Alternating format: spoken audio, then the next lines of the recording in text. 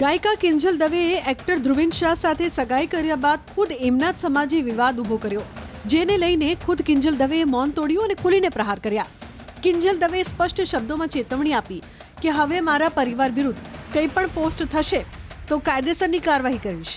વિવાદનો વંટોળ રવિવારે કાંકરેજના શિહોરીમાં યોજાયેલી 5 પરગણા ઐતિહ્ય બ્રહ્મ સમાજની બેઠકમાં લેવાયેલા નિર્ણયથી શરૂ થયો.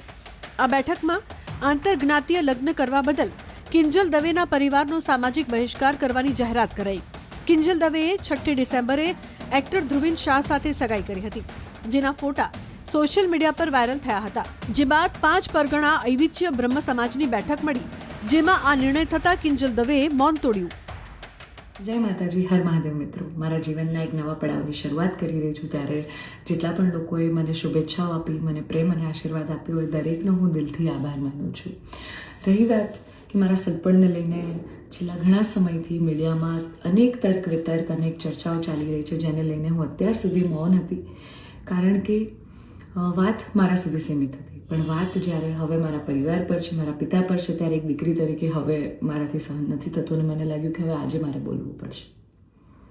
એક બ્રહ્મકન્યા હોવાનું, એક બ્રહ્મ દીકરી હોવાનું મને એટલું ગૌરવ છે કે જેને હું કદાચ શબ્દોમાં નહીં વર્ણવી શકું.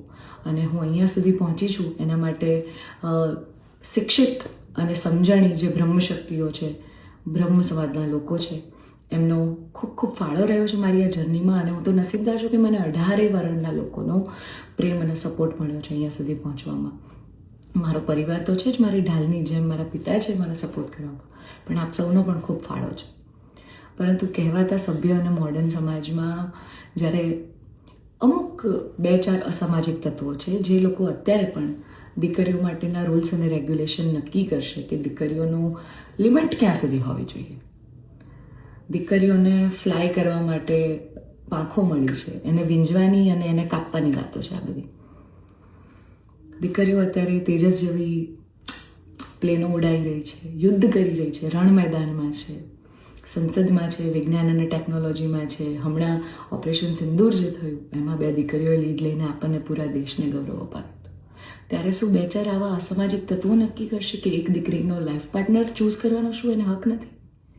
હું બહુ નસીબદાર છું કે મને એવો પરિવાર, એવા પિતા મળ્યા છે જે મારી ખુશીમાં ખુશ થાય છે અને મારા નિર્ણયને જે મેં હરખે વધાવી લીધો છે. કારણ કે ઓફકોર્સ હું એક એવા પરિવારમાં જઈ રહી છું કે જે આખો ભક્તિમય પરિવાર છે. બહુ જ પરિવારના લોકો અને મારો પાર્ટનર મને એટલો પ્રેમ કરે છે કે જેમને હું જે છું, જેવી છું, જે પણ છું, મને ખૂબ આદરથી, સત્કારથી એ લોકોએ સ્વીકારી છે. રાત દિવસ જ્યાં ગાયત્રી મંત્ર, નવકાર મંત્રના જાપ થાય છે, આવા પરિવારમાં હું જઈ રહી છું. મને ખૂબ જ ગૌરવ છે.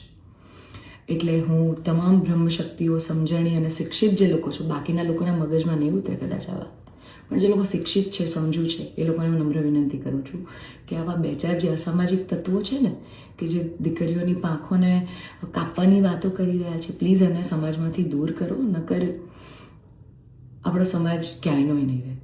તમે દીકરીઓનું સારું જ કરવા માંગતા હોય ને, તો દીકરીઓના શિક્ષણ માટે વાત કરો. નાની નાની દીકરીઓ પર જે બળાત્કાર થઈ રહ્યા છે એના માટે વાત કરો. દીકરીઓની પ્રતિભાને આગળ લાવવાની વાત કરો. ચલો, આ બધી પ્રતિભાની બધી તો મોડર્ન વસ્તુ થઈ ગઈ. હજી જૂના 18મી 17મી સદીના કુરિવાજો આપણા સમાજમાં ચાલ્યા આવે છે. હજી કેટલા બાળ લગ્ન થાય છે આપણને બધાને ખબર છે. સાટા પ્રથા ચાલુ છે, જેની પીડિત હું પણ છું, તમને બધાને ખબર છે. દીકરીઓના પૈસા લેવામાં આવે છે. અલા, દીકરીઓને તમે ઘૂંઘટામાં રાખો છો અને તમે એમ કહો છો કે અમે દીકરીઓનું સારું કહેવા માંગીએ છીએ. એક બાજુ દીકરીઓ તેજસ જેવી ફ્લાઇટો ઉડાઈ રહી છે, આર્મીમાં છે, નેવીમાં છે, અને એક બાજુ દીકરીઓ ઘૂંઘટામાં છે. એના પરથી જ ખબર પડી જાય છે કે ક્યાં કેટલો વિકાસ છે. હું દરેક બ્રહ્મ શક્તિઓને, બ્રહ્મ આગેવાનોને નિવેદન કરું છું, આજીજી કરું છું કે આવા અસામાજિક તત્વોને સમાજમાંથી હટાવો. જેટલા પણ લોકો હવે મારા પરિવાર વિરુદ્ધ કંઈ પણ પોસ્ટિંગ કરશે, કમેન્ટ કરશે, એમના વિરુદ્ધ હું કાયદેસરના પગલાં લઈશ.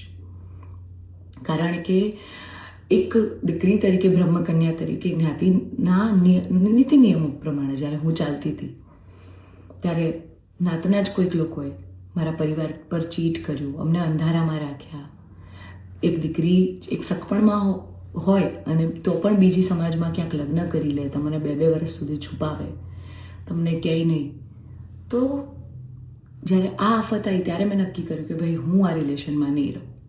મેં મારા પરિવાર માટે સ્ટેન્ડ લીધું. અને કોઈ છોકરાને શું, જ્યારે પરિવાર માટે અને મારા પિતા પર જ્યારે વાત આવશે ને, ત્યારે હું ભગવાનને પણ છોડવાની તાકાત ધરાવું છું. એ દીકરી છું હું, બરાબર છે. એટલે આપ સૌને નમ્ર વિનંતી છે કે જેમ દેશની દરેક દીકરીઓ પોતાના જીવનની શરૂઆત કરે છે, એમ મેં પણ એક શરૂઆત કરી છે. આને પહેલાં તો કોઈ વિશેષ મોટો મુદ્દો બનાવવાની જરૂર નથી. અને આવા જે અસામાજિક તત્વો છે કે આમ કરશું, નાત બાર કરશું, અરે ભાઈ, તમને 5,000માં કોઈ પગાર પર નોકરી રાખવા તૈયાર નથી. તમે તમારા ઘરનું અને તમારું સંભાળો પહેલાં તો.